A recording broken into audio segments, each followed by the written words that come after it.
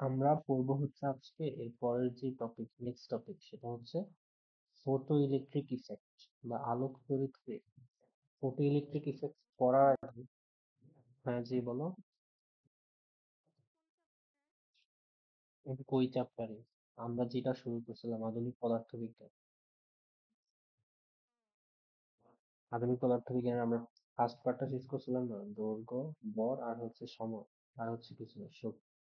তারপরে আরো দুইটা টপিক আছে ইম্পর্টেন্ট টপিক, হচ্ছে ফটো ইলেকট্রিক ইফেক্ট, আর একটা হচ্ছে X ray.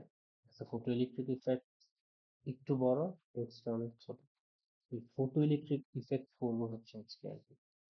Photo electric effect পড়ার আগে আমাদেরকে একটা জিনিস পড়তে হবে, সেটা হচ্ছে ফোটন। ফোটনের নাম কি কখনো শুনছো?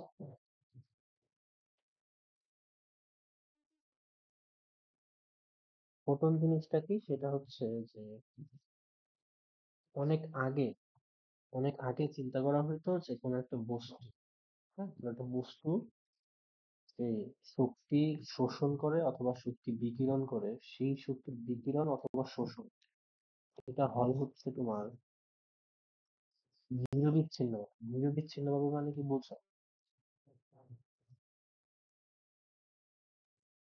নিরবিচ্ছিন্ন ভাবে মানে হচ্ছে, ধরো একটা উদাহরণ দিতে পারো, ধরো পানির ট্যাপ দিয়ে যখন পানি পড়ে না, পানির ট্যাপ গুলা, পানির ট্যাপ দিয়ে যখন পানি পড়ে দেখবে যে পানি হচ্ছে কন্টিনিউয়াসলি পড়তেই থাকে, পড়তেই থাকে। মাঝখানে কি কোনো গ্যাপ আছে? নিরবিচ্ছিন্ন বলতে আমি বোঝাচ্ছি, ধরো পানিগুলো যদি এরকম করে পড়ছে, যে এক ফোঁটা পানি পড়ছে, তারপর আরেক ফোঁটা পানি, তারপর আরেক ফোঁটা পানি, তারপর আরেক ফোঁটা পানি, কিন্তু এরকম ভাবে পড়ে না, পানি কি কন্টিনিউয়াসলি পড়ে। ওইটাকে বলা হয় নিরবিচ্ছিন্ন, মানে মাঝখান দিয়ে কোনো বিচ্ছিন্ন হয়। So, অনেক আগে চিন্তা করা হইতো যে কোনো একটা বস্তু যখন শক্তি শোষণ করে অথবা নিঃসরণ করে, ওই শক্তি শোষণ অথবা নিঃসরণ নিরবিচ্ছিন্ন ভাবে হয়, অর্থাৎ পানির ফোঁটা মানে পানির মতো আর কি, পানির যে স্রোত ওইটার মতো। কিন্তু পরবর্তীতে max Planck, max Planck max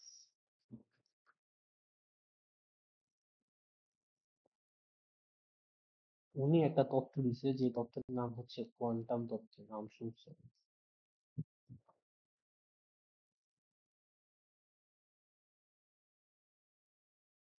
quantum, তিনি কি বলছে, যে কোনো বস্তু থেকে, যে আমরা কি জানি যে শক্তির শোষণ অথবা নিঃসরণ নিরবিচ্ছিন্ন ভাবে হয়, কিন্তু তিনি বলছেন যে শক্তির শোষণ বা বিচ্ছিন্ন নিরবিচ্ছিন্ন ভাবে হয় না। শক্তির শোষণ অথবা বিচ্ছিন্ন কিভাবে হয়? ক্ষুদ্র ক্ষুদ্র প্যাকেট আকারে, মানে গুপ্ত গুপ্ত প্যাকেট আকারে হয়। ওই যে ছোট ছোট প্যাকেট গুলো আছে না, ওই ছোট ছোট প্যাকেট গুলাকেই বলা হয় হচ্ছে ফটন। মানে পানির যে উদাহরণটা দিলাম আর কি, পানির ধরো কন্টিনিউয়াসলি পড়তেছে একটা, আরেকটা হচ্ছে যে পানি ফোটায় ফোটায় পড়তেছে। তো শক্তিটা হচ্ছে এরকম আর কি, যে শক্তির শোষণ অথবা নিঃসরণ এরকম করে হয় প্যাকেট আকারে, ছোট ছোট প্যাকেট আকারে। আর ওই যে ছোট ছোট প্যাকেট গুলো আছে, ওই ছোট ছোট প্যাকেট গুলাকেই বলা হয় হচ্ছে ফোটন। ফোটন কি বোঝা গেছে? আচ্ছা, তো এটা হচ্ছে ফোটন। ফোটনের সংজ্ঞা অবশ্যই পড়বো, হ্যাঁ, সিকিউর আসবে। ওই ফোটনের অপর নাম হচ্ছে কোয়ান্টা, কোয়ান্টাও বলা হয়, ফোটন অথবা কোয়ান্টা। এই কারণেই তত্ত্বের নাম কি, এই কারণেই তত্ত্বের নাম হচ্ছে কোয়ান্টাম তত্ত্ব। দিছে হচ্ছে ম্যাক্স প্লাঙ্ক। মনে রাখবা, দেখবা এটা এমসিকিউ তে আসতেও পারে। কোয়ান্টাম তত্ত্ব কে ধরে? Max Planck. ওকে, এখন হচ্ছে ফোটনের কিছু ধর্ম আছে বা বৈশিষ্ট্য বলতে পারবে। ফার্স্ট অফ অল, ফোটনের বেগ হচ্ছে আলোর বেগের সমান, মানে ফোটন আলোর বেগের সমান বেগ নিয়ে কি চলে। আহ, বেগ, এগুলোই তো মনে রাখা লাগবে।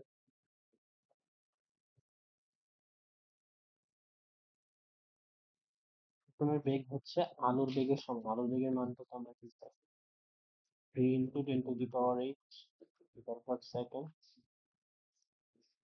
সিমিলারলি ফোটনের বেগ হচ্ছে 3 × 10⁻⁸। ফোটন হচ্ছে চার্জ, ফোটনের কোনো চার্জ নেই। 3 নাম্বার হচ্ছে ফোটনের নিউট্রাল বর্তন, খুবই ইম্পর্টেন্ট। নিউট্রাল বর্তন মানে হচ্ছে যে ফোটনের নিউট্রাল বর্তন না, কিন্তু গতিশীল বর্তন না। একটা অবাক করার মতো ব্যাপার, নিশ্চল অবস্থায় মানে যখন ফোটন গতিশীল হয় না তখন তার বেগ হচ্ছে 0, কিন্তু যখন গতিশীল হয় তখন ফোটনের নির্দিষ্ট একটা বেগ আছে। নিশ্চল বল কিভাবে 0 হয় দেখো, আমরা কি জানি মনে আছে আমাদের equation, m equal to m naught divide over 1 minus v square by t square. নিশ্চল বল মানে কি m naught, m naught equal to কি হবে, 1 minus v square by t square. এখন তুমি তো জানো যে ফোটনের বেগ কার বেগের সমান হয়, আলোর বেগের সমান। v ইকুয়াল, এই সমীকরণে v ইকুয়াল c বলতে কি আসছে, জিরো চলে আসবে না? তার মানে দেখছো যে m নট এর মান কত আসছে ফোটনের বেলায়, জি। তার মানে ফোটনের নিশ্চল বল হচ্ছে 0, কিন্তু গতিশীল বল আছে। একটা ধর্ম হচ্ছে যে ফোটনের শক্তি কিভাবে বের করা হয়, কিন্তু ফোটনের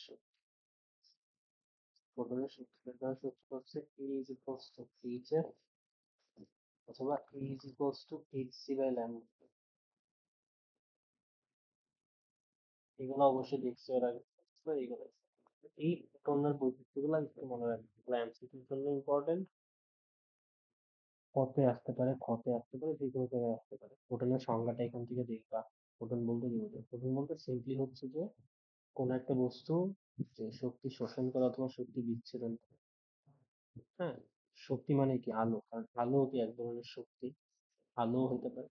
ওই যে শোষণ বা বিকিরণ ওগুলা কি হয় প্যাকেট আকারে হয়, মানে ক্ষুদ্র ক্ষুদ্র প্যাকেট আকারে। ওই ক্ষুদ্র ক্ষুদ্র প্যাকেট গুলাকেই বলবো হচ্ছে ফোটন। সিম্পল।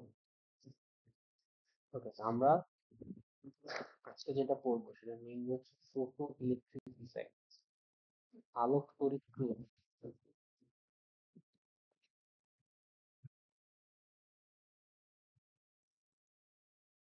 আলোক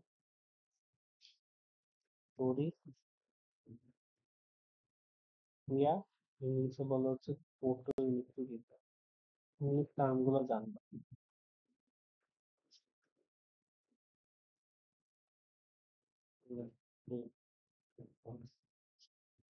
আজকে পড়বো হচ্ছে এইটা, খুবই ইম্পর্টেন্ট সিকিউ। এখান থেকে পার্টিকুলারলি একটা সিকিউ আছে অনেক সময়। দেখো, ফোটো ইলেকট্রিক, ফোটো থেকে আসছে হচ্ছে ফোটন। হুম, ইলেকট্রিক থেকে ইলেকট্রন, তার মানে এখানে আসলে ফোটো ইলেকট্রিক যে ইফেক্ট, আমার পরীক্ষায় দুইটা জিনিস হচ্ছে তোমার এখানে যুক্ত, একটা ফোটন আর একটা হচ্ছে ইলেকট্রন। ফোটনকে তুমি অলরেডি জেনে রাখছো আর ইলেকট্রন তো অলরেডি। হ্যাঁ, সেরকম একটা ঘটনা আছে যে ঘটনার মধ্যে ফোটন আর ইলেকট্রন থাকে, সেই কারণে এই এই ঘটনাটার নাম হচ্ছে কি ফোটো ইলেকট্রিক ইফেক্ট। তো সেই ঘটনার মূল কাহিনীটা এখন আমি বলবো। দেখো, এই ফোটো ইলেকট্রিক ইফেক্ট আবিষ্কার হয়েছে ধরো 1987 সালে মেবি সর্বপ্রথম। তারপর থেকে আস্তে আস্তে এটা নিয়ে গবেষণা গবেষণা অনেক কিছু হয়েছে।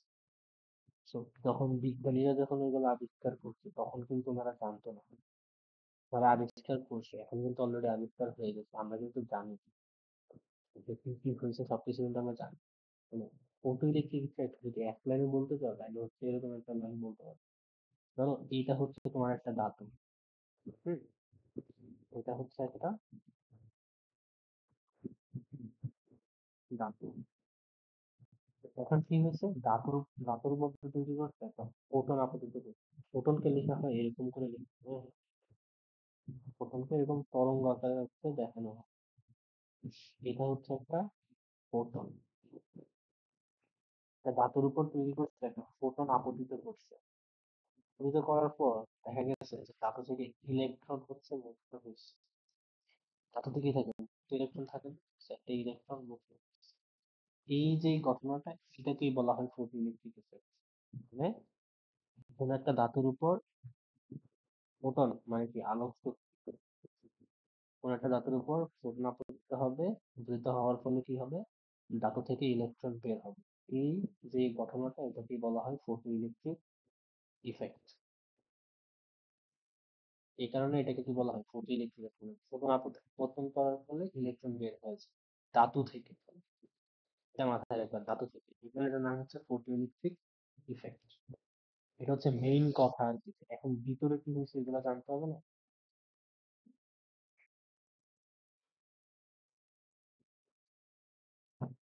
ধরো আমরা একটা উদাহরণ দিচ্ছি, সুন্দর একটা উদাহরণ নিতে পারি। ধরো এটা হচ্ছে সোডিয়াম পরমাণু। সোডিয়াম, কবে বলতেছ? এটা হচ্ছে ধরো সোডিয়াম। সোডিয়াম আমরা কি জানি যে সোডিয়ামের ইলেকট্রন থাকে 11, 11টা ইলেকট্রন। এটা হচ্ছে সোডিয়াম নিউক্লিয়াস, এখানে থাকবে 2টা। তারপরে হচ্ছে এইখানে যে ঘটনাটা বলবো না, এই ঘটনাটা মনে রাখবা, তাহলে দেখবে যে খুবই সহজ ফটো ইলেকট্রিক। আর লাস্ট মতো একটাই দেখতে পাচ্ছি।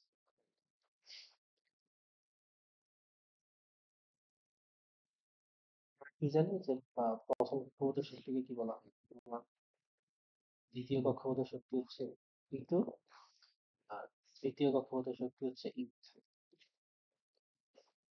এটা হচ্ছে E3, এটা হচ্ছে E1, হচ্ছে E2। ধরো থাকো, তুমি এখন কি করো? তুমি সোডিয়াম ধাতুর সর্বশেষ কক্ষপথে যে ইলেকট্রন, তুমি যে ইলেকট্রন, তুমি এই ইলেকট্রনটাকে এখান থেকে সরায় নিবে। এটা তো সোডিয়াম কি ধাতু, সোডিয়াম ধাতু থেকে তুমি একটা ইলেকট্রন সরায় নেবে। নেওয়ার জন্য তুমি কি করছো? তুমি এখানে একটা ফোটন আপতিত করছো। ফোটনকে কিভাবে লেখা হয়? তরঙ্গ আকারে লেখা হয়। ধরো যে তুমি এখন একটা ফোটন আপতিত করছো, এরকম করে একটা ফোটন আপতিত করছো। এই যে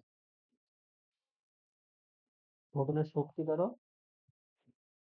ফোটনের শক্তি হচ্ছে ই, আমরা ধরে নিচ্ছি ফোটনের শক্তি হচ্ছে ই। এখন ধরো তোমার কি মনে হয় ইলেকট্রনটা কখন ওই মানে শক্তি স্তর থেকে বের হয়ে যায়?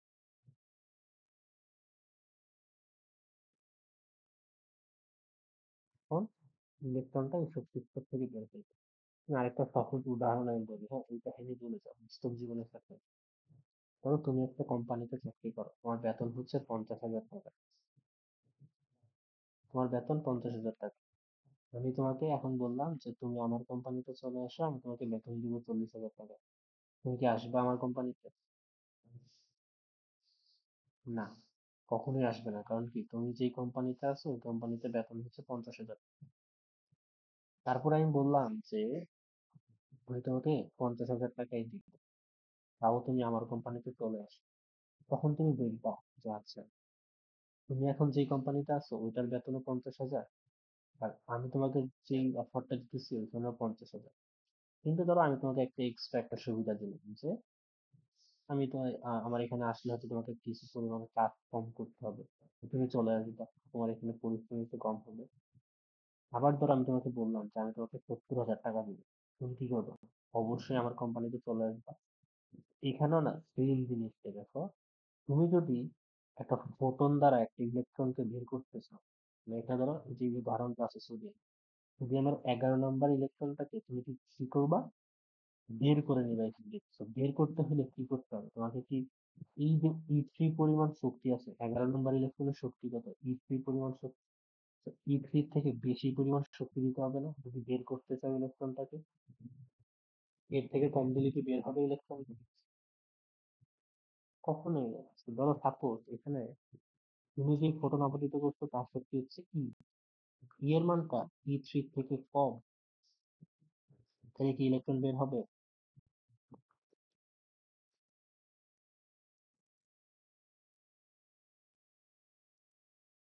ইলেকট্রন বের হবে না। কথা বলে, তারপর ধরো ই এর মান E3 এর সমান, তাহলে কি হবে? ইলেকট্রন বের হবে নাকি না? ইলেকট্রন বের হবে। আর ধরো যে ই এর মান হচ্ছে E3 থেকে বেশি, কিন্তু অবশ্যই ইলেকট্রন বের হবে। জিনিসটা কি বুঝতে পারছো?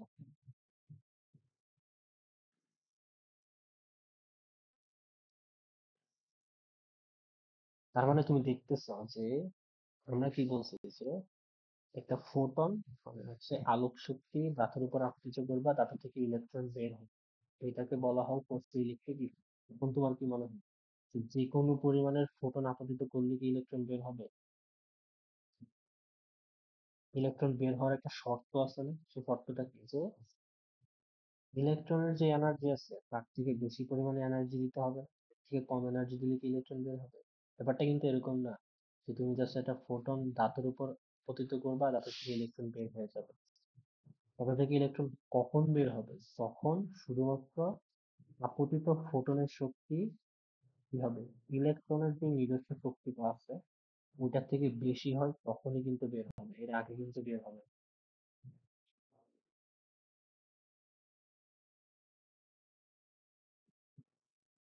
এখন একটা জিনিস করবো যেটার নাম হচ্ছে কার্যপেক্ষক।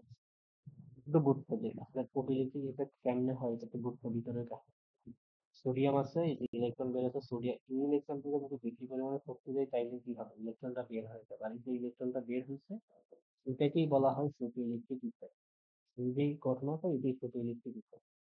এখন তুমি বুঝতেছো যে যে কোনো ফোটনের জন্য কি ফটো ইলেকট্রিক ইফেক্ট হবে? তোমার কি মনে হয়? হবে না, কারণ এক ফোটনের শক্তি কি হবে, এক এক হবে। যেই ফোটনের শক্তি আমার E3 থেকে বেশি হবে ওইটার জন্য কি হবে, ইলেকট্রনটা বের হবে, আর ইলেকট্রন বের হইলেই কিন্তু বলবো ফটো ইলেকট্রিক ইফেক্ট। ফোটন আপতিত হবে, ইলেকট্রন বের হবে, তখনই শুধুমাত্র বলতে পারবো ফটো ইলেকট্রিক ইফেক্ট। বের না হলে কিন্তু বলতে পারবো না। তাই না? এখন একটা নতুন জিনিস শিখবো, এটা হচ্ছে কার্যব্যবস্থা,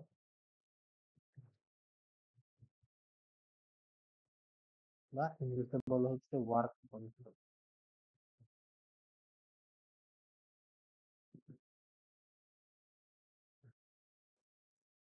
এইটা কি?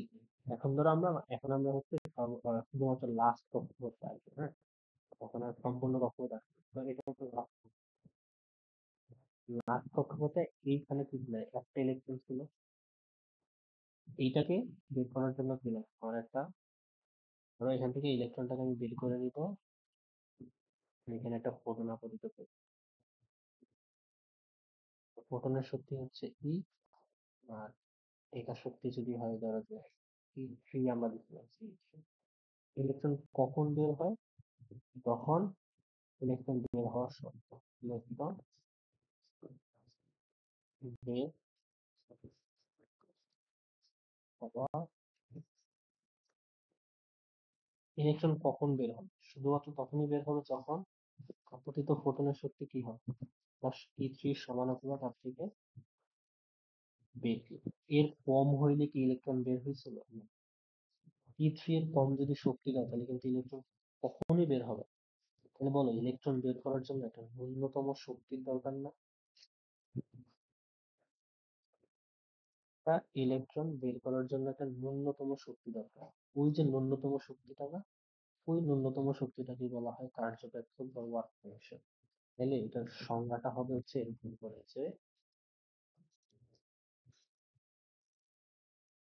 কোনো দাহক পৃষ্ঠ থেকে, সংজ্ঞা ইম্পর্টেন্ট, হ্যাঁ কত আসবে দেখো। কোনো দাহক পৃষ্ঠ হতে ইলেকট্রন বের করার জন্য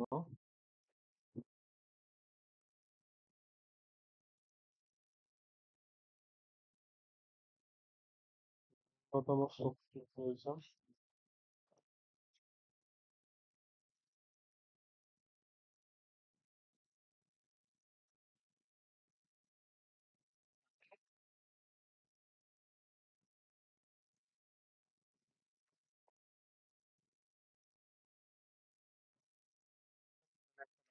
থেকে ইলেকট্রন বের করার জন্য আমি দেখতেছি যে একটা মিনিমাম এনার্জি লাগে, ওই এনার্জি কম দিলে ইলেকট্রন বের হবে, ওই এনার্জি মিনিমাম লাগে ধরো, ওই মিনিমাম এনার্জিটা দিতে হয়, অথবা তার থেকে বেশি দিলে তো অবশ্যই বের হবে, কিন্তু বের হওয়ার জন্য একটা মিনিমাম এনার্জি লাগে। ওই মিনিমাম এনার্জিটাকে কি বলা হয়, কার্যক্ষেত্র বা work function.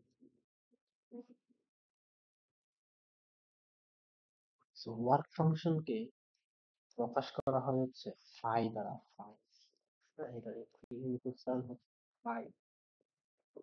Bangla input term হচ্ছে ফাই এর মানটা হচ্ছে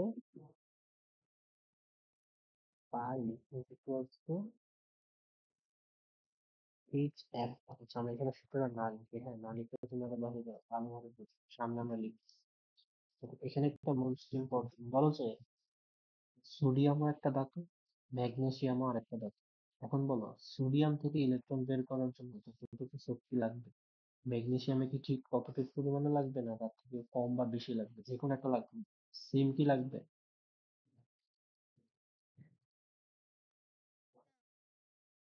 সেম অবশ্যই লাগবে না, কারণ এক এক ধাতু থেকে ইলেকট্রন বের করার জন্য কি দরকার? এক এক পরিমাণের শক্তি দরকার।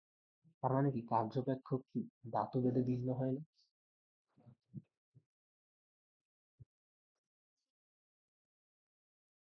বুঝতে? বললাম, ধাতু ভেদে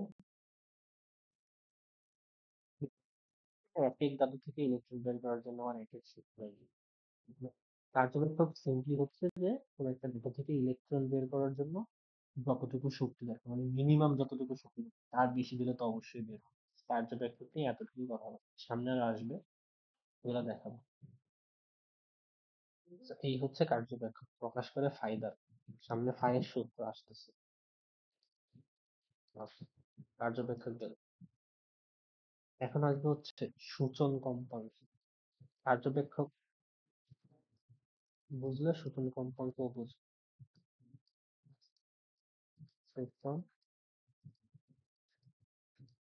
কম্পাঙ্ক বা ইংলিশে বলা হচ্ছে threshold frequency. Threshold frequency. English term গুলো অবশ্যই জানবে, হ্যাঁ এগুলো দেখবে যে আপন লেভেলে অনেক কাজে লাগে।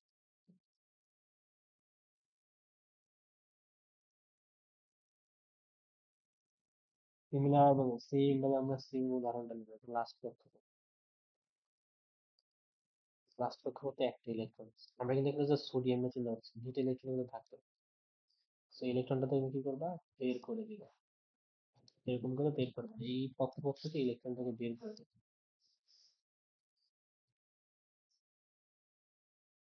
তো তুমি কি জানো যে এই কক্ষপথের একটা মিনিমাম এনার্জি আছে, সেটা আমরা ধরতেছি E3। আর এখানে আমরা একটা ফোটন আপতিত করি। ফোটনের শক্তি হচ্ছে ই।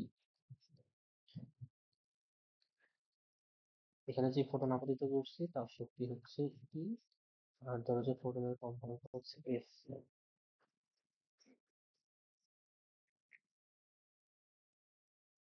প্লাঙ্কের যে কোয়ান্টাম তত্ত্ব ছিল না, প্লাঙ্কের কোয়ান্টাম তত্ত্ব, প্লাঙ্ক কোয়ান্টাম থিওরি,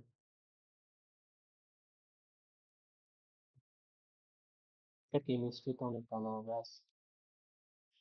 তো প্লাঙ্কের কোয়ান্টাম থিওরি অনুসারে প্লাঙ্ক বলছিল যে কোনো একটা ফোটনের শক্তি হচ্ছে ই ইজ ইকুয়ালস টু কত,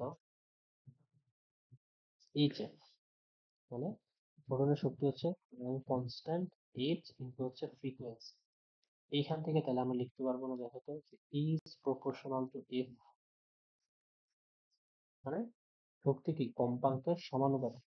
শক্তি কম্পাঙ্কের সমানুপাতিক, অর্থাৎ কম্পাঙ্ক যত বেশি হবে শক্তির মান তত বেশি হবে, কম্পাঙ্ক যত কম হবে শক্তির মান কি হবে, তত কম হবে। এটা অলরেডি জানার কথা, কেমিস্ট্রিতে ছিল।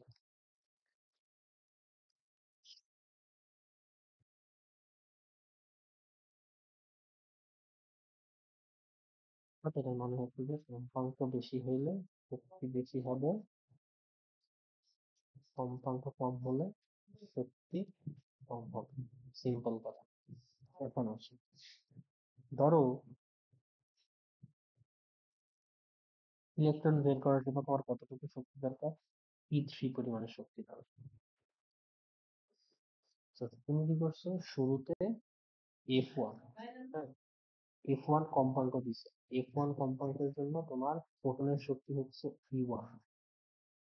F1 কম্পাঙ্কের জন্য ফোটনের শক্তি E1, যেই E1 এর মানটা হচ্ছে E3 থেকে ছোট। আচ্ছা, E1 না দিয়ে যেহেতু আমরা E3 দিচ্ছি, তো আমরা হবে E প্রাইম।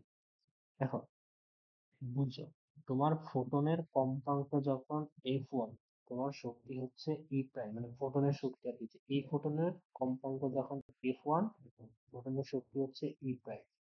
যে E প্রাইমের মান হচ্ছে E3 থেকে ছোট, ইলেকট্রন কি বের হবে নাকি না? ইলেকট্রন বের হবে?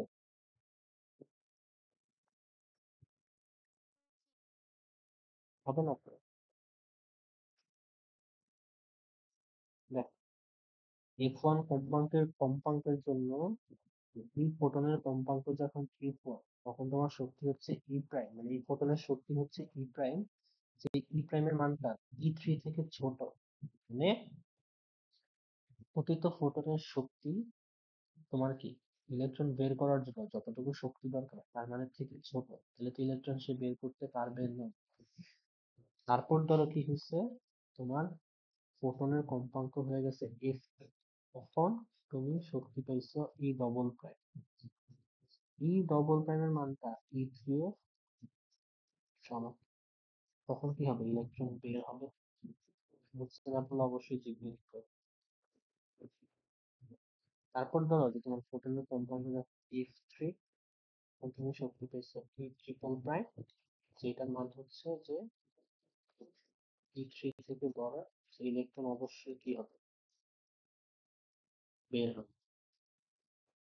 সিম্পলি মানে এখানে যে কথাগুলো বলছি না, যে এইখানে এই সেম কথাগুলো মানে এখানে শক্তি দ্বারা লিখছি, আর এখানে হচ্ছে কম্পাঙ্ক দ্বারা লিখছি। তো কম্পাঙ্কের মান যখন F1, শক্তি হচ্ছে E প্রাইম, তো E প্রাইমের মানটা কি E3 থেকে ছোট, ইলেকট্রন বের হবে না। তারপরে হচ্ছে F2, so E double prime, যেটা E3 এর সমান, ইলেকট্রন বের হবে, আর শক্তি যদি বেশি হয় অবশ্যই বের হবে। এটা বুঝছো আশা করি। এখন আসো, দেখতেছো যে আমরা জানি যে শক্তির মান, মানে আপতিত ফোটনের শক্তি যখন কার্যপেক্ষকের মানের সমান হয় তখন ইলেকট্রন বের হয়, মানে ইলেকট্রন বের করার জন্য যতটুকু শক্তি দরকার তার সমান হওয়া লাগে, অথবা তার থেকে বেশি হওয়া লাগে। সিমিলারলি দেখতেছি যে একটা ফোটনের কম্পাঙ্কের মানও কি হওয়া লাগে, সব ফোটনের কম্পাঙ্কে কি ইলেকট্রন বের হয়? এর নির্দিষ্ট কম্পাঙ্ক আছে না, যে কম্পাঙ্কের নিচে যদি আমরা কম্পাঙ্কের মান রাখি তাহলে ইলেকট্রন বের হয় না। যেমন দেখো, এখানে যখন তুমি কম্পাঙ্কের মান একটু থেকে ছোট রাখছো, তখন কি ইলেকট্রন বের হচ্ছে?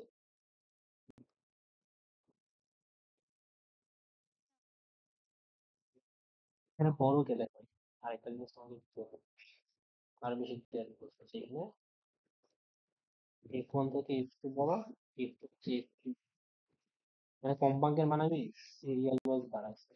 কম্পাঙ্কের মান যখন F1, তখন শক্তি হচ্ছে E প্রাইম, যেই E প্রাইমের মানটা E3 থেকে ছোট, ইলেকট্রন বের হয়। তার পরবর্তীতে আমি কি করছি, কম্পাঙ্কের মান আরেকটু বাড়াইছি, কারণ আমি জানি যে কম্পাঙ্কের মান বাড়ানো মানে শক্তির মান বাড়ানো। আমার যেহেতু শক্তি পর্যাপ্ত হয় না, তাহলে আমাকে কি করতে হবে, শক্তির মান বাড়াইতে হবে। তবে শক্তির মান বাড়াইছি, বাড়াইতে বাড়াইতে যখন কম্পাঙ্কের মান F2, তখন শক্তি হয়েছে ডবল। ওই অবস্থায় গিয়ে ইলেকট্রন বের হচ্ছে। তার থেকে বেশি কম্পাঙ্ক দিলে, কম্পাঙ্ক দেওয়া মানে কি? শক্তি বেশি দেওয়া, তখন ইলেকট্রন বের হচ্ছে। এখন বলো যে কম্পাঙ্কের একটা নির্দিষ্ট মান আছে না, যেই মানে কম মানের কম্পাঙ্ক দিলে ইলেকট্রন বের হয় না, তাই নাকি নাই? তাই না? আচ্ছা, কম্পাঙ্কের একটা নির্দিষ্ট মান আছে, যেই মানের নিচে, মানে দেখো শক্তি, কম্পাঙ্ক আর শক্তি তুমি সিমিলারলি বলতে পারো, তোমার হচ্ছে কি এই কম্পাঙ্ক আর শক্তি সমানুপাতিক। মানে কম্পাঙ্ক আর শক্তি সমানুপাতিক। শক্তির ক্ষেত্রে যেরকম কি ছিল, যে একটা মিনিমাম এনার্জি লাগতো, মিনিমাম এনার্জির নিচে যদি এনার্জি দিই তাহলে ইলেকট্রন বের হয় না, মিনিমাম এনার্জির উপরে দিলে ইলেকট্রন বের হয়। সিমিলার ওয়াইজ কি আছে, যে কম্পাঙ্কের ক্ষেত্রে একটা নির্দিষ্ট কম্পাঙ্ক আছে, যে কম্পাঙ্কের নিচে যদি তুমি কি দাও, কম্পাঙ্ক দাও, তাহলে ইলেকট্রন বের হয় না। কিন্তু ওই কম্পাঙ্কের উপরে দিলে ইলেকট্রন বের হয়। একটা মিনিমাম কম্পাঙ্ক আছে, ওই যে মিনিমাম কম্পাঙ্ক আছে না, মানে মিনিমাম এনার্জির মতো একটা মিনিমাম কম্পাঙ্ক আছে, ওই মিনিমাম কম্পাঙ্কটাকে বলা হয় সূচন কম্পাঙ্ক। মানে যেই কম্পাঙ্কে ইলেকট্রন বের হওয়া শুরু হয়, এই কারণে এটাকে বলা হয় সূচন কম্পাঙ্ক। জানি না বুঝতে পারছি কিনা, যদি না বুঝতে পারি একটু বলি। তাইলে সূচন কম্পাঙ্কের সংজ্ঞা কি দিবে, যে আপতিত ফোটনের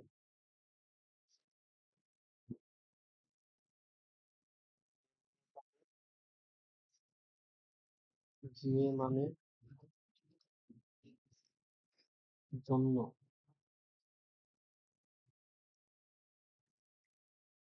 আপতিত হতে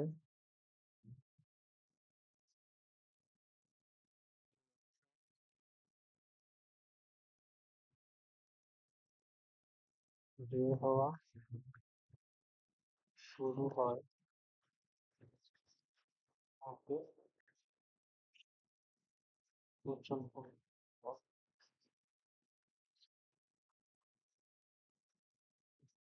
অর্থাৎ শক্তির মধ্যে কি আছে, একটা নির্দিষ্ট ন্যূনতম কম্পাঙ্ক আছে। সেই কম্পাঙ্কের নিচে যদি তুমি পাও, তাহলে কি হবে, ইলেকট্রন বের হবে না, তার বিহেভিয়ার বের হবে না। বেসিক্যালি শক্তি আর কম্পাঙ্ক তো তুমি এখানে সিরিয়াল একটার একটা সমানুপাতিক। শক্তির যদি একটা মিনিমাম ভ্যালু লাগে, কম্পাঙ্কের একটা মিনিমাম ভ্যালু লাগবে। যেই মিনিমাম কম্পাঙ্কটাকে বলা হয় সূচন কম্পাঙ্ক। কারণ এই কম্পাঙ্কে কি হয়, ইলেকট্রন বের হওয়া শুরু করে, ইলেকট্রন বের হওয়া শুরু করে দেখে এই কম্পাঙ্কটাকে বলা হয় সূচন কম্পাঙ্ক। এবং এই যে সূচন কম্পাঙ্ক আছে না, এই সূচন কম্পাঙ্কটাকে প্রকাশ করা হয় হচ্ছে এফ নট দ্বারা, এফ নট, অথবা অনেক বইয়ে প্রকাশ করবে নিউ নট, এফ নট অথবা নিউ। তার মানে এখানে আমাদের ক্ষেত্রে বলতে পারি যে এফ টুই হচ্ছে আমাদের এফ নট অথবা নিউ নট। এটা বলা যায় না যে আমাদের ক্ষেত্রে এফ টু মানে কি হচ্ছে, আমাদের ইলেকট্রন বের হওয়া শুরু হচ্ছে, তার মানে এফ টু হচ্ছে আমাদের নিউ নট অথবা এফ নট। বুঝতে পারছো এটা? Alright. তাহলে আমরা অলরেডি দেখলাম যে সূচন কম্পাঙ্ক হচ্ছে আমাদের এফ নট। সূচন কম্পাঙ্কের মানে কি হয়, ইলেকট্রন বের করা শুরু করে, আর ইলেকট্রন বের করার জন্য ন্যূনতম যে শক্তি দরকার তাকে আমরা কি বলি, পাই। আমরা বলি হচ্ছে পাই।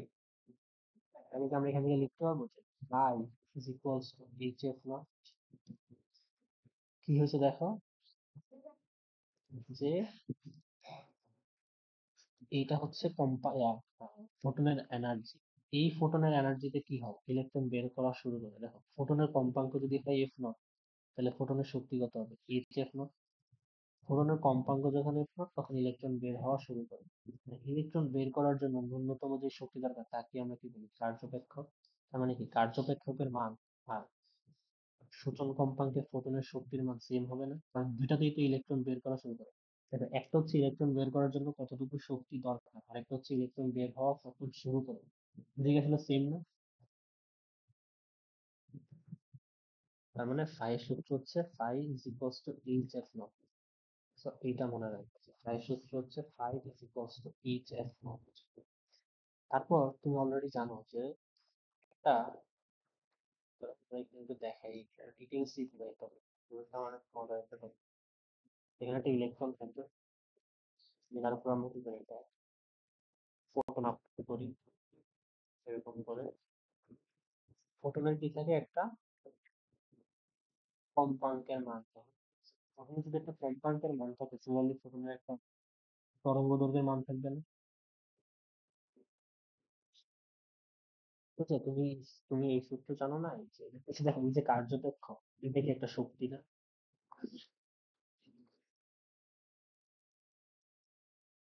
কার্যপেক্ষ কিন্তু একটা শক্তি, ওই শক্তিটাকে বিশেষ নাম দেওয়া হয়েছে কার্যপেক্ষ। এটা কিন্তু একটা শক্তি। সিমিলারলি তোমার যদি সূচন কম্পাঙ্ক থাকে, তোমার সূচন তরঙ্গ দৈর্ঘ্য থাকে, তুমি কি সাইকে এরকম করে লিখতে পারবে, pi equals to H C divided by lambda not.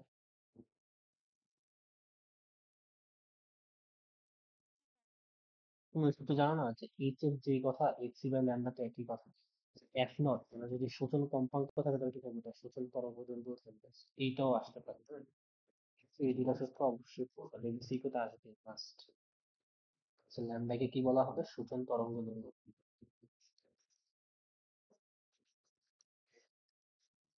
সূচল,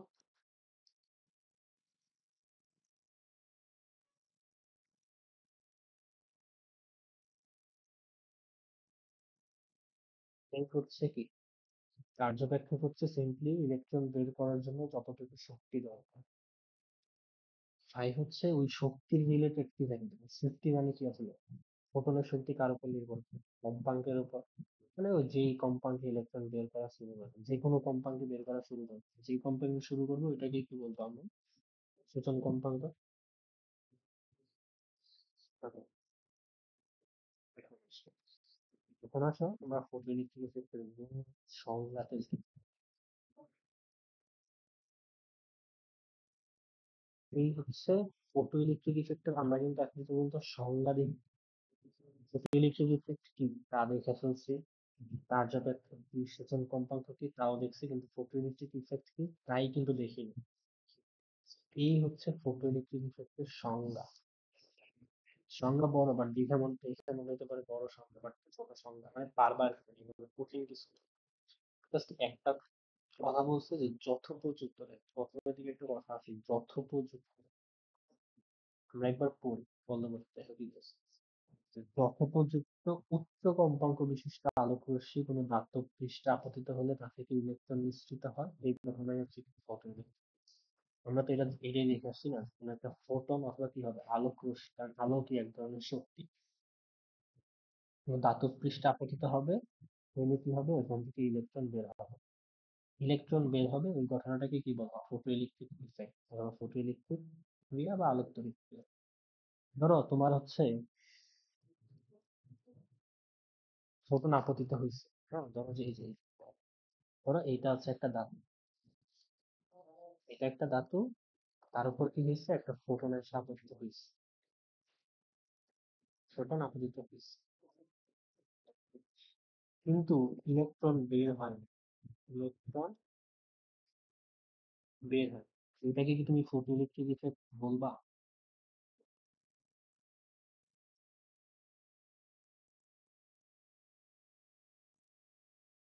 এটাকে কি আমরা ফটো ইলেকট্রিক ইফেক্ট বলতে পারবো যে কোনো একটা ধাতুর উপর ইলেকট্রন আপতিত হয়েছে, সরি ফোটন আপতিত হয়েছে কিন্তু ইলেকট্রন বের হয় না, এটা কি ফটো ইলেকট্রিক ইফেক্ট?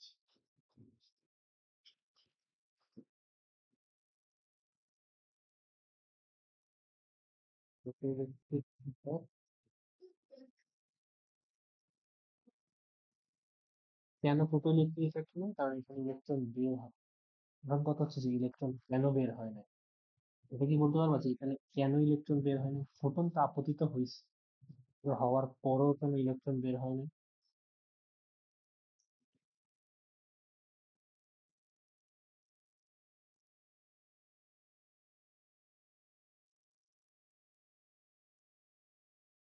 তুমি শুনতেছো?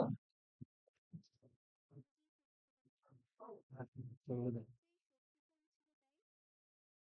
শক্তি কম ছিল, আমরা কি জানি, আমরা জানি যে কোন একটা ধাতব পৃষ্ঠ থেকে ইলেকট্রন বের করার জন্য একটা মিনিমাম এনার্জি লাগে, যে এনার্জিটা কি করতে হবে, ফোটনের থাকতে হবে। কিন্তু এখানে তো ফোটনের এই মিনিমাম এনার্জিটা ছিল না, যে কারণে কি হয়েছে, ইলেকট্রনটা বের হয় না। এখন কিন্তু এই কাহিনীটাকে আমরা কি বলতে পারবো না, ফটো ইলেকট্রিক ইফেক্ট বলতে পারবো না। এখানে মিনিমাম এনার্জি নাই মানে কি, কম্পাঙ্কের মান কম আমরা বলতে পারি না, মানে যতটুকু ধরো ইলেকট্রন বের করার জন্য যতটুকু শক্তি দরকার ওই পরিমাণ এনার্জি ফোটনের নাই।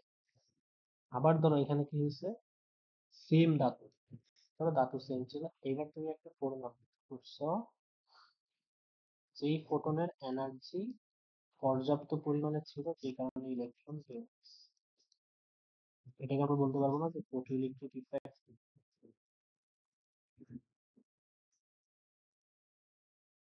এটাকে আমরা কি বলবো, ফটো ইলেকট্রিক, আমার তো ফোটন আপতিত হয়েছে ইলেকট্রন বের হয়েছে। এখানে কেন বের হয়েছে, এখানে কি শক্তিটা বেশি হওয়ার কারণে বের হয়েছে না, বা শক্তিটা পর্যাপ্ত পরিমাণে হওয়ার কারণে কি হয়েছে, ইলেকট্রনটা বের হয়েছে। তাহলে দেখো, শক্তি পর্যাপ্ত হওয়া মানে কি? কম্পাঙ্ক, দেখো শক্তির সাথে কম্পাঙ্কের একটা সম্পর্ক আছে না, আমরা দেখে আসছি না? কম্পাঙ্কের মান কম হইলে শক্তির মান কম হয়। যে কম্পাঙ্ক বেশি, এনার্জি বেশি, কম্পাঙ্ক কম, এনার্জি কম। তো প্রথম ক্ষেত্রে কেন ইলেকট্রনটা বের হয় না? কারণ ধরো যে ইলেকট্রন বের করার জন্য আমরা কি জানি, যে ইলেকট্রন বের করার জন্য একটা ন্যূনতম কম্পাঙ্ক লাগে না? সেই কম্পাঙ্কটাকে বলা হয় সূচন কম্পাঙ্ক। কিন্তু এখানে ওই ন্যূনতম কম্পাঙ্কটা ছিল না। এবার 2 নম্বর ক্ষেত্রে ধরো যে ন্যূনতম যে কম্পাঙ্কটা ছিল, ওটা ছিল, এর কারণে ইলেকট্রন বের হয়েছে। এই কারণে প্রথমে কি বলছে যে যথোপযুক্ত উচ্চ কম্পাঙ্ক, তার মানে কি যে কোনো কম্পাঙ্কে কি ইলেকট্রন বের হয়? এটা মানে নির্দিষ্ট একটা কম্পাঙ্ক লাগে না, বা ওই কম্পাঙ্কের থেকে বেশি লাগে না? এই কারণে এই কথাটা বলছে যথোপযুক্ত উচ্চ কম্পাঙ্ক। এই কথাটা না বললে স্যারটা প্রথমে মারি দিয়ে। মানে এইটাই হচ্ছে এইখানে মেইন কথা, যে যে যে কোনো কম্পাঙ্কে ইলেকট্রন বের হয় না। যে কোনো কম্পাঙ্ক মানে কি, যে কোনো শক্তি, যে কোনো শক্তিতে তো ইলেকট্রন বের হয় না। নির্দিষ্ট শক্তি লাগবে, অথবা তার থেকে বেশি লাগবে। তো একটা নির্দিষ্ট কম্পাঙ্ক লাগবে, অথবা তার থেকে বেশি কম্পাঙ্ক লাগবে। এই কারণে বলছে যথোপযুক্ত উচ্চ কম্পাঙ্ক। কি হবে? একটা ধাতব পৃষ্ঠে আপতিত হবে, এখান থেকে ইলেকট্রন বের হবে, এটাকে বলা হয় ফটোইলেকট্রিক ক্রিয়া বা আলোকতড়িৎ ক্রিয়া। আর এই যে ইলেকট্রনটা বের হয়ে যায় না, যে ইলেকট্রনটা বের হয়, ওই ইলেকট্রনটাকে বলা হয় ফটো ইলেকট্রন।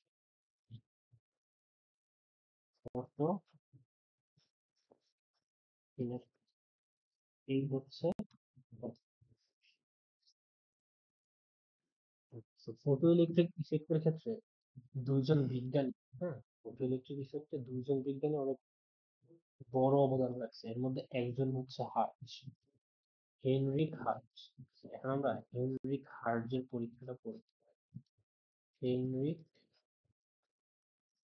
হার্টজ,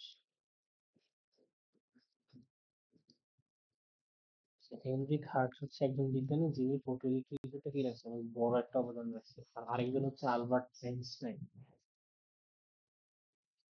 আইনস্টাইন বিখ্যাত কোন কিসের জন্য? আইনস্টাইন বিখ্যাত হচ্ছে, তুমি জানো যে ভর শক্তি সম্পর্ক, E equals to M C square.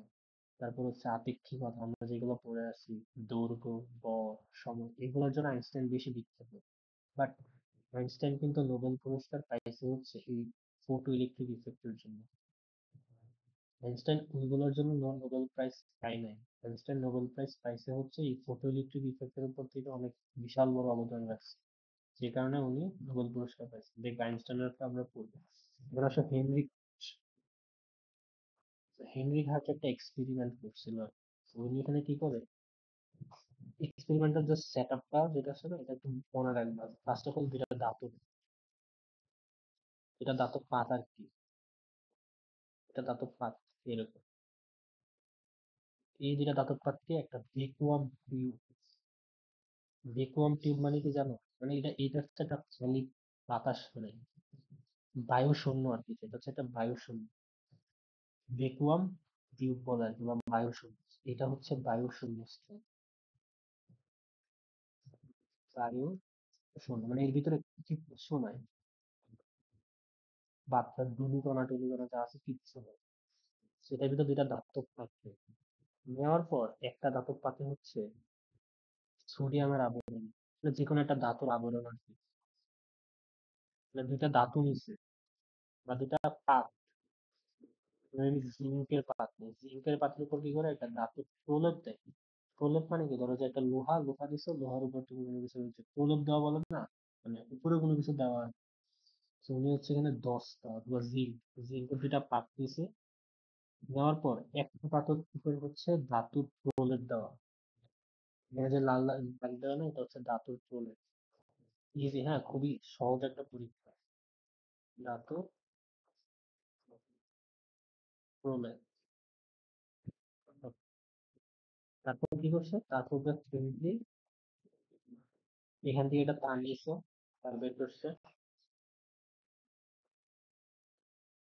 আর এখান থেকে আরেকটা তার বের করছে।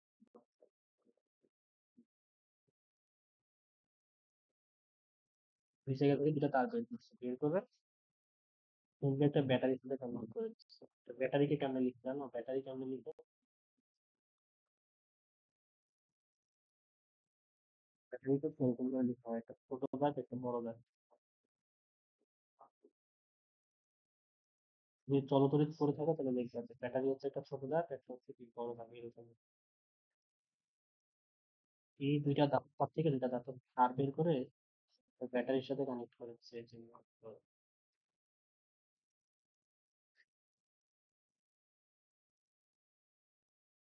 এইখানে হচ্ছে তুমি একটা বাল্ব রাখছে, কোনো কিছু রাখতে পারবে তুমি চাইলে।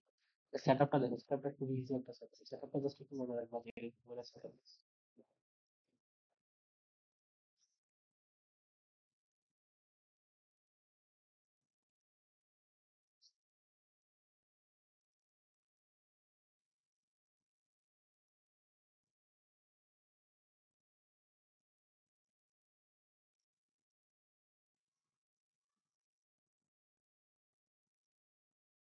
এরকম করে কানেক্ট করছে।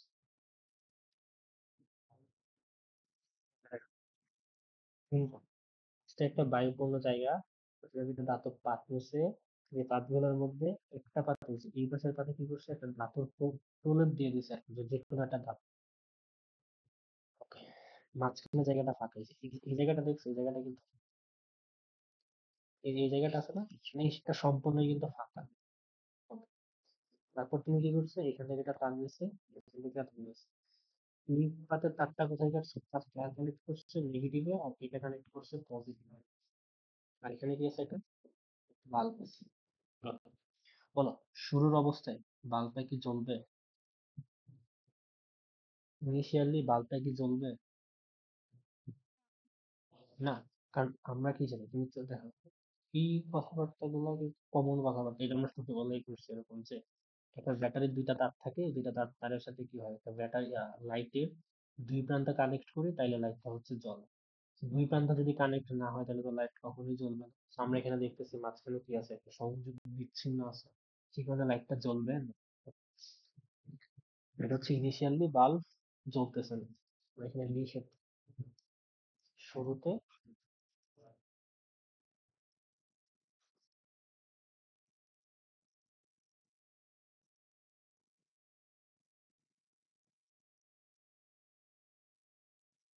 বাল্ব জ্বলে। তারপর তুমি কি করছো, এখানে তুমি কি করছো, একটা ফোটন আপতিত করছে, দেখ, একটা ফোটন আপতিত করছে এখানে। তারপর তুমি দেখলে যে ফোটন আপতিত করার কারণে অনেকগুলা ইলেকট্রন, হ্যাঁ, ছোট ছোট গুলা বলতে ইলেকট্রন, ইলেকট্রন মুক্ত করছে। জানি না যে ফোটন আপতিত করলে কি হয়, ইলেকট্রন বের হয়। এই কারণে দেখছি এখানে ধাতুর প্রলেপ কেন দেওয়া হয়েছে, যেন ধাতুর থেকে কি হয়, ফোটন আপতিত করার ফলে ধাতুর থেকে ইলেকট্রন বের হয়। এই কারণে কি হয়েছে, এখানে এক্সট্রা করে একটা ধাতুর প্রলেপ দিছে। তারপর কি দেখলো যে ইলেকট্রন বের হয়ে ওইদিকে হচ্ছে গতিশীল হচ্ছে। তো বলো, কোনো একটা ভাবে যদি ইলেকট্রন গুলা গতিশীল হয়ে এইখানে চলে আসে, তখন কি বাল্ব জ্বলবে না কেন? জ্বলবে না, কারণ তুমি কি জানো যে কারেন্ট মানে সিম্পল, তবে যদি কেউ বলে যে এক কথায় বিদ্যুৎ বলতে কি বুঝো? এক কথায় বিদ্যুৎ হচ্ছে সিম্পলি ইলেকট্রনের প্রবাহ। বিদ্যুৎ হচ্ছে ইলেকট্রনের প্রবাহ। কারেন্ট, ইলেকট্রনের যদি ফ্লো হয় তাইলে ওইটাকে আমরা কি বলি, বিদ্যুৎ বলি। এখানে শুরুতে কোন ইলেকট্রনের ফ্লো ছিল না, তার মানে কি লাইটটা জ্বলতেছিল না। বাট যখন তুমি একটা ফোটন আপতিত করছো, তখন তুমি কি দেখতেছো যে ইলেকট্রন, ফোটন আপতিত করার কারণে ধাতু থেকে ইলেকট্রন বের হয়, বের হয়ে কি হয়, ইলেকট্রন গুলো এখান থেকে এখানে চলে আসে। তো ইলেকট্রন গুলো ফ্লো করতে থাকে, তখন কি বাল্ব জ্বলতে থাকে। ফোটন আপতিত,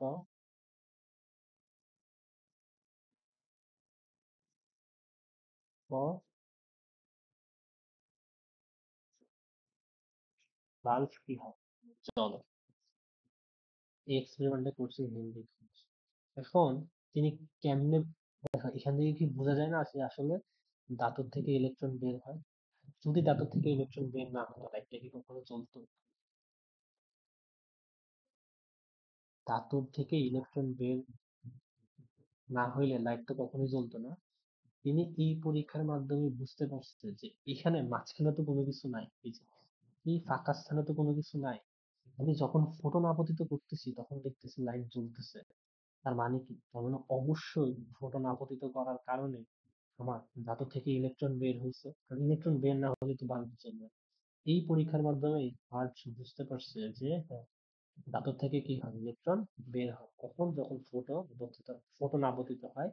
আর এই কাহিনীটাকে কি বলা হয়, ফটো ইলেকট্রিক ইফেক্ট। বুঝছো? আচ্ছা, এটা হচ্ছে হেনরি হার্টজের পরীক্ষা। বইয়ে পরীক্ষাটা এরকম করে দেওয়া আছে, সেম পরীক্ষাই, সেম পরীক্ষা বই অনুসারে দেখা।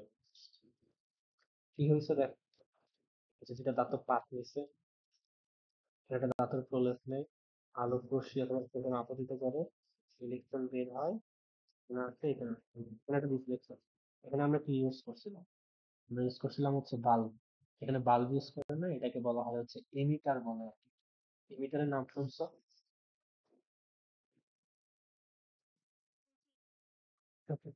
এমিটারের কাজ কি? এমিটারের কাজ করে আসলে কারেন্ট ফ্লো হচ্ছে কি না সেটা নির্দেশ করে।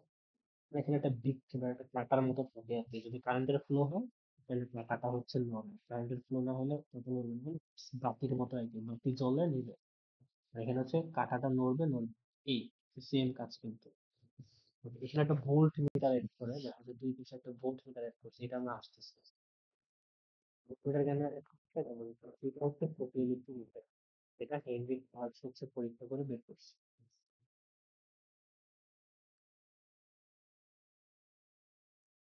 তারপর আসা এখন একটা জিনিস করতে হবে, যেটাকে বলা হয় নির্বৃতি বিভব। নির্বৃতি বিভব করবো আগে না হচ্ছে ওইটা পড়ায় দিত। আচ্ছা দেখ,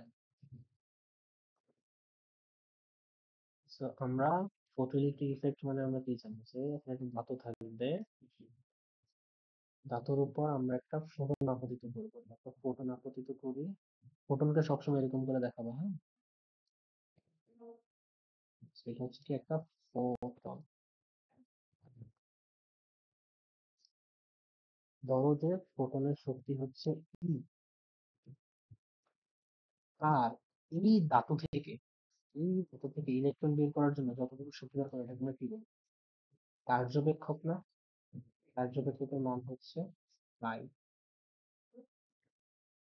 কি হয়েছে এখানে, যদি ই এর মানটা মানে ফোটনের শক্তি যদি পাই থেকে বেশি হয় তাহলে কি হবে, ইলেকট্রন বের হবে না?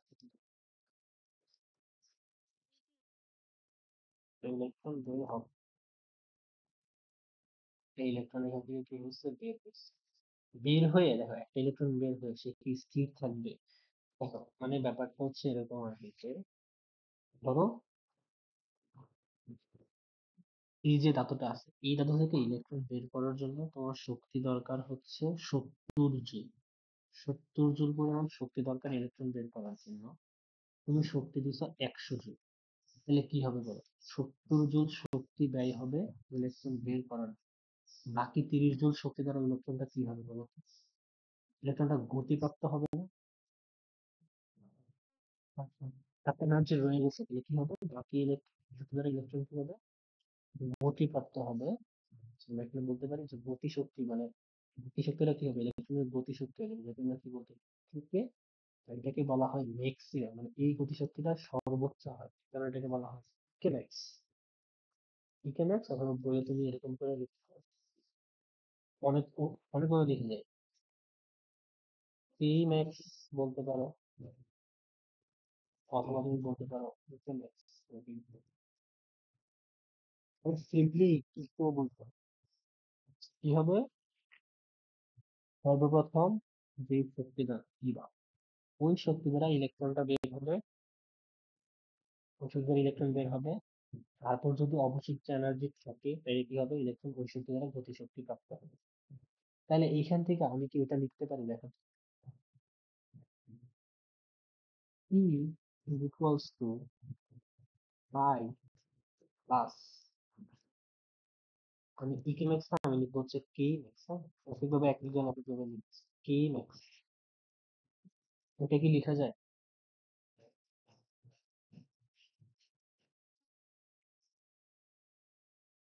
শক্তির নিত্যতা সূত্র অনুসারে কি হয়? শক্তির কোনো সৃষ্টি না, ধ্বংস না। তো তুমি যেই পরিমাণ শক্তি দিচ্ছ সেটা কি হবে? ফার্স্ট অফ অল ইলেকট্রন বের করাতে ব্যয় হবে, তারপর কি হবে? বাকি শক্তি দ্বারা ইলেকট্রন গতিশক্তি প্রাপ্ত হবে। আমি তো এটাই করছি।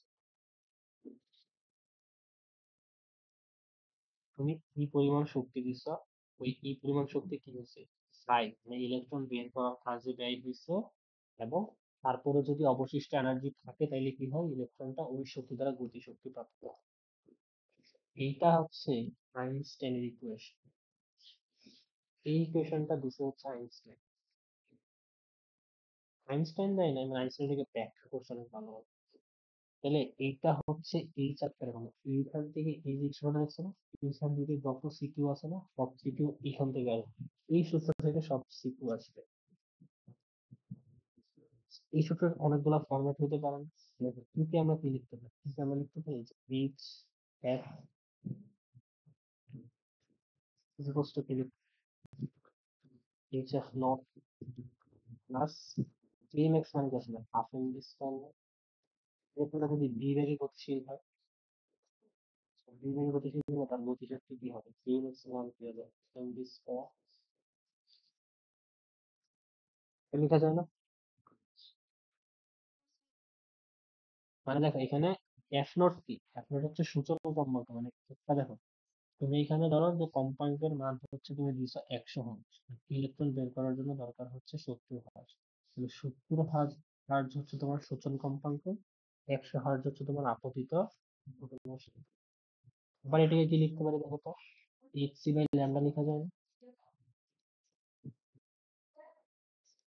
সেটা হলো আমরা না, এই তিনটা ফরম্যাট মনে রাখবা, এখান থেকে 90% সিকিউ পাস।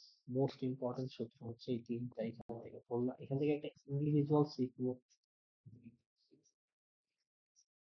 এই তিনটা সূত্র মাস্ট মনে রাখবে।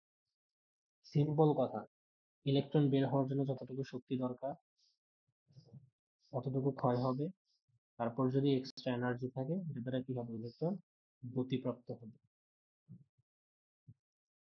ওকে, এখন আসে, এখন নতুন আরেকটা টপিক করবো যেটার নাম হচ্ছে নিবৃত্তি বিভব। নিবৃত্তি বিভব,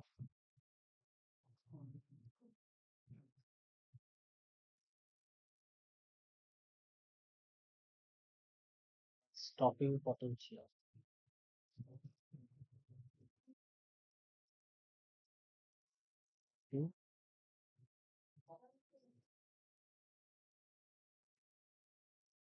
নিবৃত্তি বিভব বা স্টপিং পটেনশিয়াল জিনিসটা কি?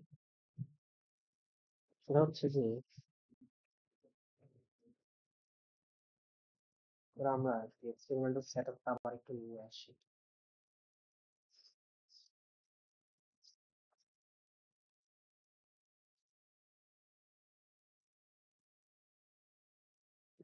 কি ছিল, হেনরি ফার্জের এক্সপেরিমেন্ট ছিল।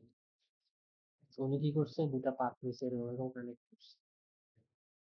এটাকে বলা হয় ভোল্টমিটার। ভোল্টমিটারের কাজ কি জান? ভোল্টমিটারের কাজ হচ্ছে দুই প্রান্তের বিভব মাপার জন্য, বিভব মাপা হচ্ছে ভোল্টমিটার।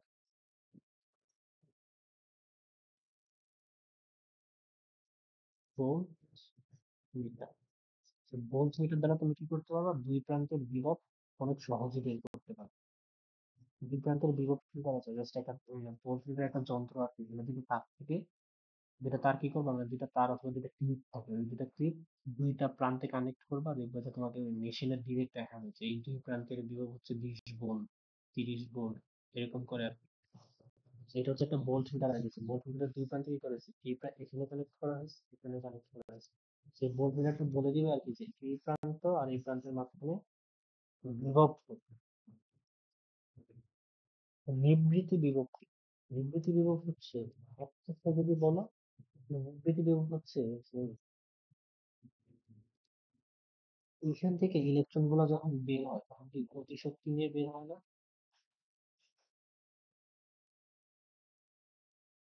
গতিশক্তির মান কি থাকে, এই ম্যাক্স থাকে,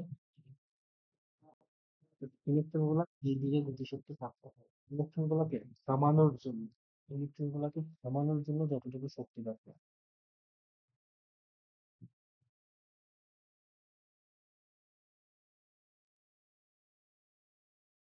একটু রেস্ট, তুমি কনফিউজ করে ফেলছো। এখন আবার আসো। এই পজিটিভ প্রান্ত মানে কি জানো? পজিটিভ মানে কি, এই যে এই প্রান্তটা পজিটিভ আর এই প্রান্তটা কি নেগেটিভ। ইলেকট্রন পজিটিভ থেকে নেগেটিভে যায় নাকি নেগেটিভ থেকে পজিটিভে যায়? পজিটিভ মানে কি হায়া, পজিটিভ প্রান্ত মানে কি উচ্চ বিভব,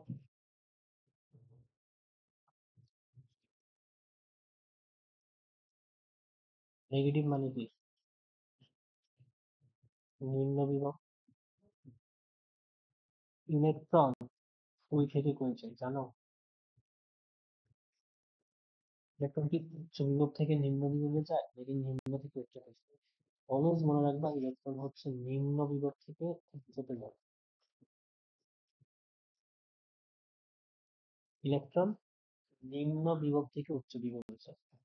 এখানে কি হয়েছে দেখো, যে এই প্রান্তটা হচ্ছে নিম্ন বিভব মানে নেগেটিভ, এই প্রান্তটা হচ্ছে পজিটিভ। এই যে দেখো, এটা নেগেটিভ না, তার মানে কি এটাও নেগেটিভ হবে, এটা পজিটিভ তার মানে এটাও পজিটিভ। ইলেকট্রন নিম্ন থেকে উচ্চতে যায়। এখন বলো, এই ইলেকট্রনটাকে যদি থামাইতে চাও তোমাকে কি করতে হবে বলো তো? ইলেকট্রনটা এইদিকে ঘুরছে, ইলেকট্রনটাকে থামাইতে গেলে তোমাকে কি করতে হবে? বিপরীত দিক থেকে একটা বাধা দিতে হবে না? বিপরীত দিক থেকে একটা বাধা দিতে হবে। এখন বিপরীত দিক থেকে বাধা তুমি কেমনে দিবে? আমি যদি ব্যাটারিটা উল্টাই দিই তাহলে কি হবে বলো তো? আমি যদি ব্যাটারিটা এখন কি করি, ধরো ব্যাটারিটা আমি এখন উল্টা দিচ্ছি, এইটা হয়ে গেছে নেগেটিভ প্রান্ত, এটা হয়ে গেছে পজিটিভ প্রান্ত, এটা হচ্ছে নেগেটিভ, এটা হচ্ছে পজিটিভ। তখন কি হবে বলো তো? তখন কি হবে দেখো, এই প্রান্তটা তখন কি হয়ে যাবে, নেগেটিভ হয়ে যাবে, আর এটা হয়ে যাবে হচ্ছে পজিটিভ। ইলেকট্রন এখন কই যাচ্ছে, পজিটিভ থেকে নেগেটিভ। এটা কি মানে তোমার কি মনে হয়, তোমাকে থামাই দিবে না ইলেকট্রনটাকে? ইলেকট্রনটা যাইতে যাবে কোন দিকে? ইলেকট্রনটা গতিশক্তির কারণে, ইলেকট্রনের গতিশক্তির কারণে ইলেকট্রন যাইতে যাবে এই দিকে। কিন্তু ইলেকট্রনের ধর্ম অনুসারে কি হবে, ইলেকট্রন তো আমরা জানি যে নেগেটিভ থেকে পজিটিভ মানে গতিশক্তি ইলেকট্রনকে ঠেলতেছে এই দিকে। আর বিভবের কারণে কি হচ্ছে, নিম্ন থেকে উচ্চ তার মানে কি এই দিকে। তাহলে বলো, একটা সময় কি ইলেকট্রন থেমে যাবে না?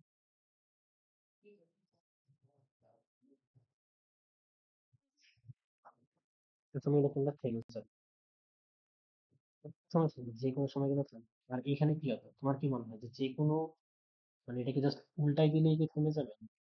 কি করতে হবে, বিভবের মান বাড়াইতে কমাইতে হবে না? তো যেই বিভবে, যেই বিভবে ইলেকট্রন থেমে যাবে, ওই বিভবটাকে বলা হয় নিবৃত্তি বিভব। বুঝছো? তো বিভব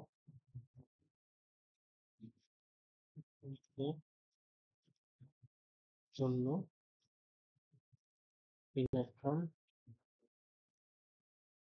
থেমে যাবে, ওইটাকে কি বলা হয় নিবৃত্তি বিভব বা স্টপিং পটেনশিয়াল। মানে সিম্পল কথা যেটা হচ্ছে, গতি শক্তি তো চলতেছে থাকে এইদিকে, আর ইলেকট্রনের বিভবের কারণে, ইলেকট্রনের বিভব হচ্ছে যখন উল্টাই দিব তখন কি হবে, এটা নেগেটিভ পজিটিভ, ইলেকট্রন যাইতে যাবে নেগেটিভ থেকে পজিটিভ, অবশ্যই ইলেকট্রন কি হবে একটা সময় থেমে যাবে। তো যে বিভবে থামবে, যে কোনো পটেনশিয়াল তো থামবে না অবশ্যই, জাস্ট ইচ্ছা মতো বিভব দিবা তাহলে তো সে থামবে না। তো একটা সময় গিয়ে কি হবে, সে থেমে যাবে। ওই বিভবটাকে কি বলা হয়, স্টপিং পটেনশিয়াল। দেখো এটা হচ্ছে কে ম্যাক্স, এই দিকে যাচ্ছে,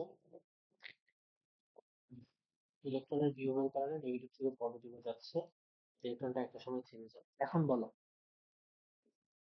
এই বিভবে ধরো বি এর মান যদি হয় ভি এস, ভি এস মানে স্টপিং পটেনশিয়াল, ভি এস, নিবৃত্তি বিভবকে ভি এস দ্বারা প্রকাশ করে, স্টপিং বিভব বা স্টপিং ভোল্টেজ। মনে আছে আমরা চিত্রটিতে পড়ছিলাম যে কোনো একটা ইলেকট্রনকে যদি এখান থেকে এখানে নিতে হয়, ইলেকট্রনকে যদি এখান থেকে এখানে নিতে হয়, এবং এই দুই প্রান্তের বিভব যদি হয় ভি, তাহলে আমরা ভি সমান আমরা ইলেকট্রন মনে আছে W/2, আমরা ডব্লিউ ইকুয়ালস টু কি লিখতে পারি, জি কিউ, বা ভি এর জায়গায় এখানে কিউ মানে কি চার্জ, এখানে চার্জ মানে কি, আমরা লিখতে পারি যে ডাব্লিউ ইকুয়ালস টু ভি, মানে দুইটা পয়েন্টের মাঝখানে একটা পয়েন্ট থেকে অন্য একটা পয়েন্টে একটা ইলেকট্রন নিতে কতটুকু কাজ হয়, ইভি, মানে দুই প্রান্তের বিভব কিন্তু কত ইলেকট্রনের চার্জ, এটা এটা বলতে পারি,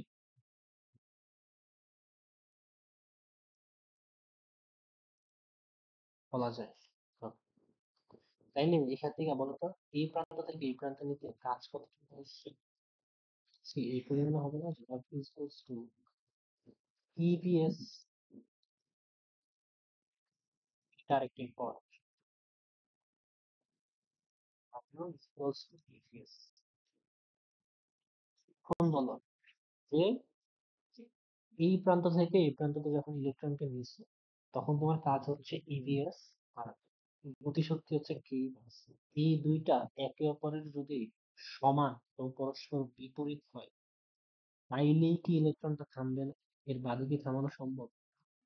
মানে হচ্ছে এরকম আর কিছু, ধরো তোমার দিকে একটা ক্রিকেট বল দৌড়ায় যাইতেছে, আমি ক্রিকেট বল আমি ছুড়ে দিচ্ছি, ওই ক্রিকেট বলের শক্তি হচ্ছে 20 জুল। তুমি যদি ক্রিকেট বলটাকে থামাইতে চাও, তোমাকে কি করতে হবে, অপোজিট ডিরেকশন থেকে একটা 20 জুল পরিমাণের শক্তি দিতে হবে না?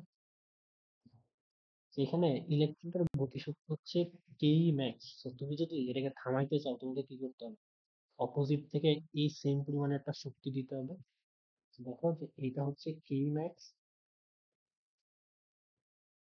অপোজিট থেকে তোমাকে কি দিতে হবে, ইভিএস পরিমাণ কাজ দিতে হবে। আমি লিখতেছি তো যে এই প্রান্ত থেকে এই প্রান্ত যেতে গেলে কতটুকু কাজ হবে, ইভিএস। ইলেকট্রনটা কখন থামবে, যখন এই দুইটার মান সেম হবে তখন, তাহলে আমরা বলতে পারি EVS is equals two E max, বা এটাকে আমরা কি বলতে পারি, দেখো EVS is equals two appendix, এটা হচ্ছে আরেকটা মোস্ট ইম্পর্টেন্ট ইকুয়েশন। এখান থেকে দুইটা সূত্র মাস্ট মনে রাখা, মানে একটা হচ্ছে এই সূত্র, এখান থেকে সবকিছু আসে। এখান থেকে পরবর্তীতে আমরা দেখা হচ্ছে বিএস কে কি বলতে পারি, স্টপিং পটেনশিয়ালের মানটা যদি বের করতে চাই, লিখতে পারি এরকম টুয়াইস বি, না মানে ইলেকট্রনের বেগ দিয়ে বের করতে চাই, বেগ, বেগ, বি স্কয়ার ইকুয়ালস টু আমরা কি লিখতে পারি, টুয়াইস বিএস বাই এম, বা ভি। এবি কিন্তু ইলেকট্রনের বেগ, যে এটা সরাসরি এমসিকিউ তে আসে, বেসিক্যালি আমি উপরের ইকুয়েশনটা পারলাম। এবি হচ্ছে ইলেকট্রনের বেগ,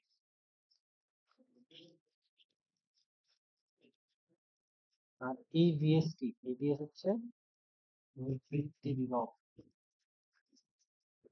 কিন্তু আলাদা জিনিস, বোঝা গেছে?